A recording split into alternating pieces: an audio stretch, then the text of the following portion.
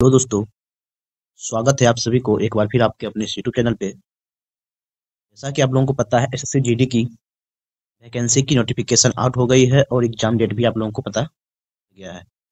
अब बहुत ज़्यादा समय बचा नहीं हुआ है आप लोगों के लिए, तो आप लोगों के लिए सही समय है अपने तैयारी को स्टॉप करें। उसी के रिगार्डिंग हम पिछले साल नहीं कहेंगे, हम लोग इसी साल हुआ था एग्जाम जीडी का जनवरी फरवरी में। उसके जो क्वेश्चन पेपर किस तरह क्वेश्चन पूछे गए थे, उस सभी क्वेश्चन का सॉल्यूशन मैं इस वीडियो में लेकर के आपको चैनल पे आप लोगों को दे दूंगा, जिससे आप लोगों को रिवीजन करने में या फिर इस चीज़ का पता करने में कि किस तरह क्वेश्चन पूछे जाते हैं, पैटर्न क्या रहा है क्वेश्चन का और स्टैंडर्ड किस तरह का रहा है, उस सभी की जानकारी आप लोगों को हो जाए, ताकि आपको आसानी हो एग्जाम में। तो इस वीडियो में आप अंत तक बने रहिएगा। 10 जनवरी के सेकेंड शिफ्ट के मैथ के पेपर को सॉल्व इस वीडियो में मैं करवाऊंगा, और इस वीडियो में आप जानेंगे क्वेश्चन को कैसे सॉल्व करना चाहिए, इससे आपको टाइम सेव हो जाए। चलिए हम लोग चलते हैं सीधे क्वेश्चन की तरफ। देखिए हमारा क्वेश्चन है, पहला ही क्वेश्चन समय और जैसे मतलब टाइम एंड वर्क है। देखिए सोनल और अर्जुन मिलकर एक काम को 57 दिन में करता है। देखिए सोनल के लिए हम लोग एस लिख लेते हैं और अर्जुन के लिए ए लिख लेते हैं। ये दोनों मिलकर के काम को 57 दिन में करता है। फिर अर्जुन है और रोहन है, ये दोनों काम को मिल करके 38 दिन में करता है। उसके बाद है रोहन और सोनल। रोहन और सोनल भी मिलकर के काम को 38 दिन में करता है। तो सोनल, अर्जुन और रोहन तीनों मिलकर के काम को कितने दिन में करता है। हम सबसे पहले क्या कर लेते हैं, समय कार्य के लिए किसी भी तरह क्वेश्चन हो सिर्फ यही रूल्स अप्लाई कीजिए, बहुत ही कम समय में आपका क्वेश्चन सॉल्व होगा। तीनों का एलसीएम लेंगे। देखिए इस दोनों का एलसीएम 38 ही रहेगा, 57 और 38 का एलसीएम आपको 114 हो जाएगा। सोनल और अर्जुन की एफिशिएंसी अगर निकालेंगे तो 114/57 मतलब आपका आ जाएगा 2। अर्जुन और रोहन का एफिशिएंसी कितना होगा, 38/114 मतलब 3, और ये भी क्या हो जाएगा। अब देखिए सभी को मिला देंगे, इस सभी को सबकी एफिशिएंसी कितनी आ जाएगी, 6 2 8। एफिशिएंसी किसकी है, जब 2 बार अर्जुन आया है, 2 बार सोहन आया है और 2 बार रोहन आया है। सोहन, सोनल, अर्जुन और रोहन की एफिशिएंसी कितनी बोलेंगे हम लोग, 4 ही होगी। अब यह तीनों की एफिशिएंसी 4 है, इसको हाफ कर लिए क्योंकि क्या है सभी दो दो बार आया है, तो इसका हाफ कर लेंगे तो एग्जैक्ट एफिशिएंसी आ जाएगी। सभी की एफिशिएंसी 4 है, टोटल काम 114 है, तो कितना टाइम लगेगा, 114/4। इसको आप 57/2 भी लिख सकते हैं। 57/2 का हाफ कितना होता है, 28.5 डेज में काम को कंप्लीट लेगा। नेक्स्ट क्वेश्चन हमारा है 120 मीटर लंबी। देखिए यह मेन डिस्टेंस से है, 120 मीटर लंबी एक रेलगाड़ी है जिसकी चाल दिया हुआ है, जिसकी स्पीड दिया है 60 किलोमीटर आवर की चाल से चलते हुए एक पुल को 18 सेकंड में पार करती है। तो पुल की लंबाई निकालना है। आपको पता है डिस्टेंस पुल का कितना हो जाएगा, हम रेलगाड़ी की लंबाई और पुल की लंबाई को जोड़ देते हैं। तो रेल की लंबाई है 120, हमें पुल की लंबाई निकालना है, उसको मान लेते हैं डिस्टेंस हो गया। डिस्टेंस इज इक्वल टू क्या होता है, स्पीड इनटू समय। देखिए स्पीड हमें दिया हुआ है ट्रेन की 60 किलोमीटर पर आवर, तो 60 इसको मीटर पर सेकंड में करने के लिए 5/18 से मल्टीप्लाई कर देते हैं, और समय दिया है हमारे 18 सेकंड। देखिए ये से ये कैंसिल हो गया, ये कितना हो जाएगा 300। एल का वैल्यू कितना हो जाएगा, 300 माइनस 120 मतलब 180 मीटर लेंथ किसका होगा, तो उनका होगा। देखिए इस तरह के क्वेश्चन में आपको ज्यादा समय नहीं लेना होता है, जस्ट कैलकुलेट कीजिए और जल्दी से 4 से 5 सेकंड में सॉल्व करके आगे निकल जाइए। ये हमारा अगला क्वेश्चन है, कपड़े की दुकान ने शर्ट पर 30% की छूट की घोषणा करती है।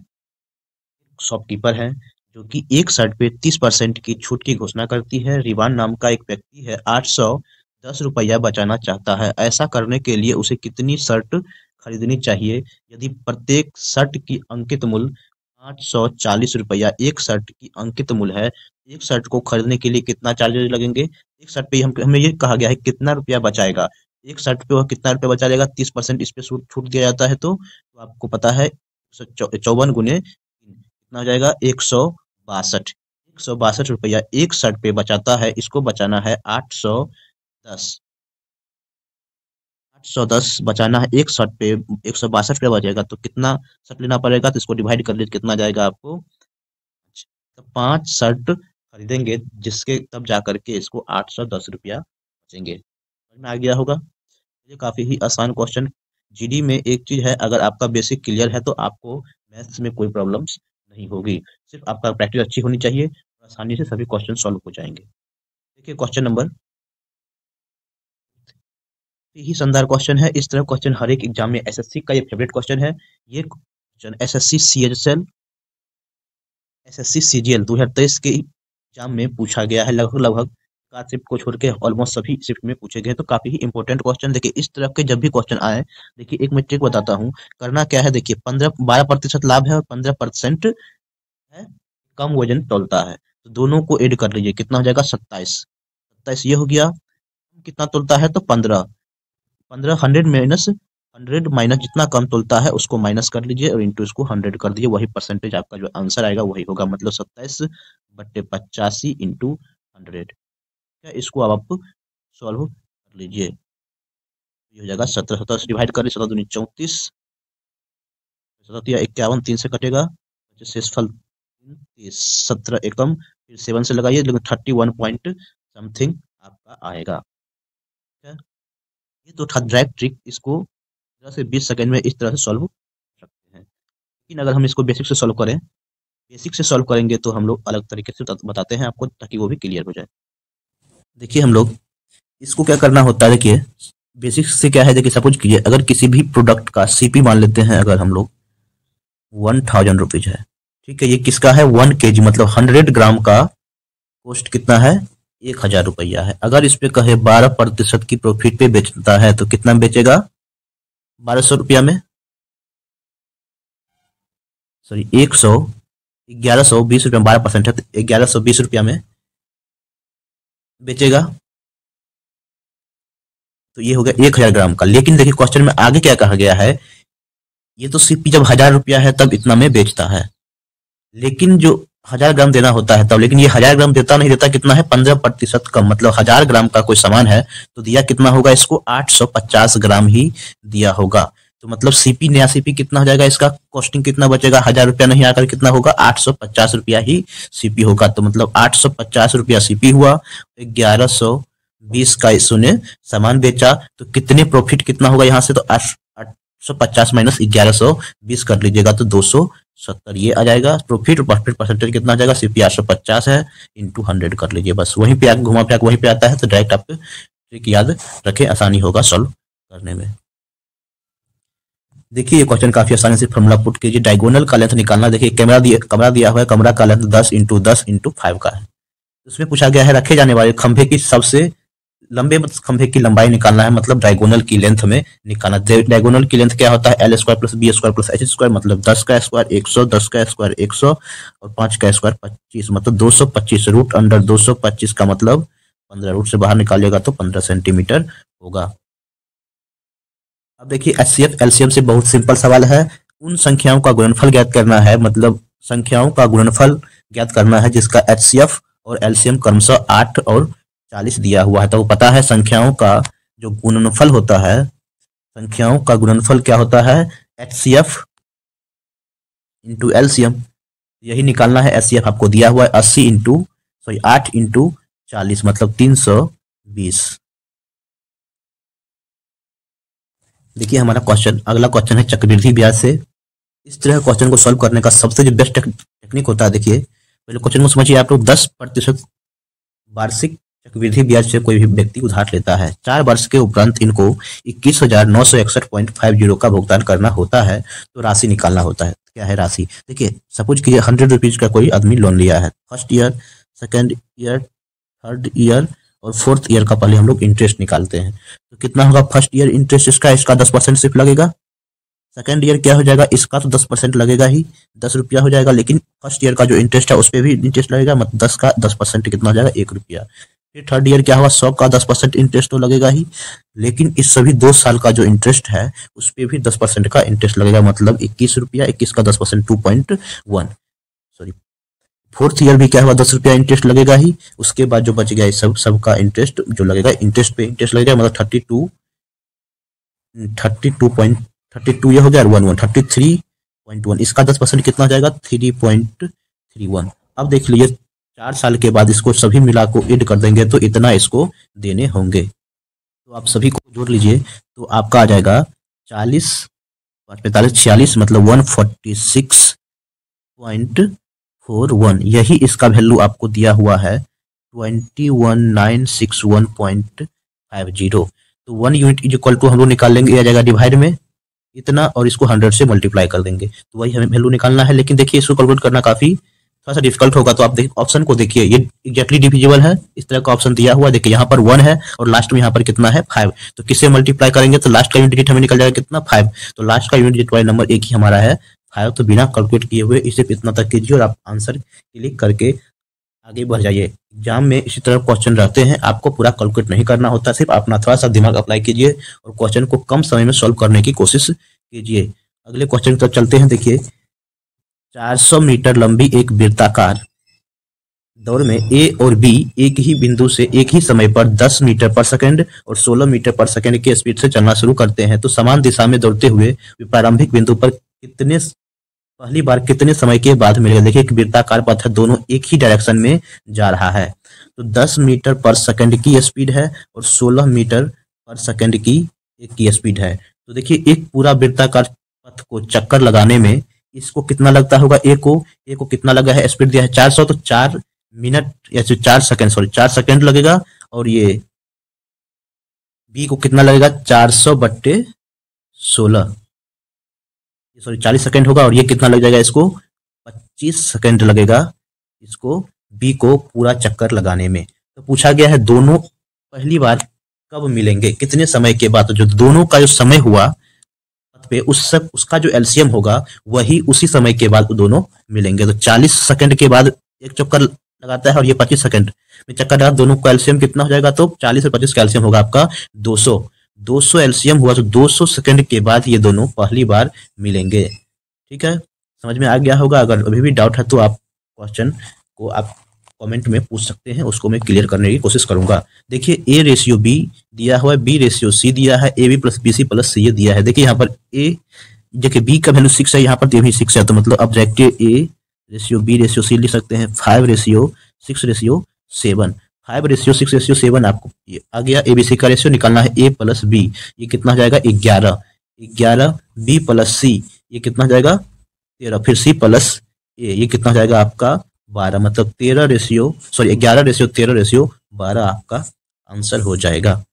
एक डीलर अपने माल के पर क्रय मूल्य में 15% अधिक अंकित करता है, मतलब उसके बाद कहता है फिर उस पे 20% की छूट देता है, तो हानि प्रतिशत निकालना है। देखिए एक तो फॉर्मूला ये होता है x plus x y by 100 put कर लीजिए। तो देखिए अंकित ज्यादा करता है तो 15% छूट देता है, तो इसको माइनस करना पड़ेगा आपको -20, फिर प्लस माइनस माइनस हो जाएगा, इंटू दोनों का मल्टीप्लिकेशन कितना हो जाएगा 300/103, मतलब माइनस कितना हो जाएगा ये 5 और माइनस मतलब -8, मतलब 8% की हानि होगी। ऐसे या फिर डायरेक्ट मान लीजिए किसी भी प्रोडक्ट का अगर सीपी अगर 100 रुपीज है तो मार्क्स प्राइस कितना हो जाएगा 115 रुपये, इस पे 20% की छूट मतलब 4/5 पोस्ट होगा, मतलब 23 ये हो गया। और ये कितना हो जाएगा 92, मतलब 92 रुपया में बेचता है, 100 रुपया में खरीदता है, 92 रुपये में बेचता है, 8 रुपया का लॉस होगा, मतलब 8% का लॉस होगा। अगले क्वेश्चन की तरफ चलते हैं। क्वेश्चन नंबर 12 देखिए एक बेलनाकार टैंक की क्षमता 5632 मीटर की है, यदि उसके आधार का व्यास 16 मीटर है तो उसकी गहराई निकालना है। देखिए तो आयतन दिया हुआ है हमें, तो अब बेलन का आयतन होता है πr²h, ये इसका वैल्यू दिया 5632, रेडियस दिया हुआ है 8 मतलब 22/7 इंटू 8 का स्क्वायर 8 इंटू 8, इसकी गहराई मतलब हाइट हमें निकालना है 5632 आपको दी हुई है। ठीक है, तो यहाँ से आप डिवाइड कीजिए। देखिए 8 से इसको पहले काट दिए, 8 7 56 0 4, फिर 8 से कट जाएगा, 8 से काटिए 8 8 64, 8 8 64, 11 दूनी 22, 11 8 88, फिर 4 से काटिए 4 हो 2 से काटे 4 हो जाएगा और 7 चल जाएगा ऊपर, मतलब 28 मीटर आपका आंसर आ जाएगा। तो ये था नहीं, कुछ फॉर्मूला आपको याद रखना था, फॉर्मूला याद है तो कुछ नहीं। अब देखिए इस क्वेश्चन को एलसीएम का है, इसमें कुछ नहीं है। देखिए क्वेश्चन में कहा गया है LCM of number is 15 times of CF, मतलब अगर एलसीएम एल है क्या हो जाएगा एचसीएफ कितना हो जाएगा, सीएफ का अगर एचसीएफ को मान लेते हैं एच, एलसीएम जो है क्या है एचसीएफ का 15 से है। आगे कहा गया है दोनों का सम दिया हुआ है आपको 12 मतलब एलसीएम प्लस एचसीएफ का सम दिया हुआ है 112, मतलब यहाँ से एचसीएफ निकाल सकते हैं। एचसीएफ एल को जब पुट कर देंगे इसको 15 प्लस 16 तो 16 एच इज इक्वल टू 112, मतलब एचसीएफ आपको कितना आ जाएगा 7 आ जाएगा एचसीएफ। अगर एचसीएफ 7 आ जाएगा तो एलसीएम कितना हो जाएगा इसका 15 टाइम्स मतलब 105 दिया हुआ है। कहा गया है if one of the number is 49 then the other number in, आपको पता है दो नंबर एचसीएफ और एलसीएम दिया हुआ है, तो एलसीएम और एचसीएफ का गुणनफल ही क्या होता है, दोनों नंबर के गुणनफल के इक्वल होता है। मतलब बोले 105 टू 7 बाय दोनों नंबर का गुणनफल मतलब 49, एक्स का वैल्यू मतलब सेकंड नंबर को निकाल सकते हैं। 7 से 7 कैंसिल, ये 15 बार में कैंसिल हो जाएगा, मतलब सेकंड नंबर कितना आ जाएगा 15 आ जाएगा। तो समझ गए होंगे। अगला जो क्वेश्चन है हमारा, बीमारी की वजह से एक व्यक्ति की भार एक महीने में 80 से 64 हो जाती है, तो व्यक्ति के भार में प्रतिशत कितने की कमी आएगी। देखिए पहले 80 थी, 16 कम गया तो कितना प्रतिशत होगा, तो यही निकालना है। डायरेक्ट परसेंटेज का क्वेश्चन है। अगला क्वेश्चन है, संख्या 350 में 20% की वृद्धि की जाती है और फिर 25% की कमी करने के बाद एक नई संख्या बनती है, और नई संख्या क्या होगी। देखिए डायरेक्ट आप कितना प्रतिशत की कमी होगी कैसे निकालेंगे आप, देखिए 20 माइनस 25 माइनस 20 इंटू मतलब 500 इंटू 100, इतने जो इसका जो वैल्यू आएगा कितना हो जाएगा -5 माइनस 10% की कमी आएगी, मतलब 350 में 10% की कमी आएगी तो कितना नंबर होगा, 35 कम कर दिए 315 हो गया। फिर डायरेक्ट इसको भी ऐसे भी निकाल सकते 350 पहले वृद्धि कर देंगे 120/100 मतलब 6/5 और 25% की कमी मतलब 76/100 मतलब 3/, अब इसको सॉल्व कर लीजिए, ये हो जाएगा आपका, इसको काट लीजिए 2 से एक बार हो जाएगा, तो ये हो जाएगा 10, ये से कैंसिल, 35 को 9 से मल्टीप्लाई कर दिए 315 ही आपका आंसर आएगा। चलिए अब देखिए औसत से है, 10 वस्तुओं का औसत मूल्य 89 है, एक वस्तु का मूल्य 35 है, तो शेष 9 वस्तुओं का मूल्य निकालना है। काफी ही आसान है, क्या होगा 890 मतलब 18 इंटू 90, 10 वस्तुओं का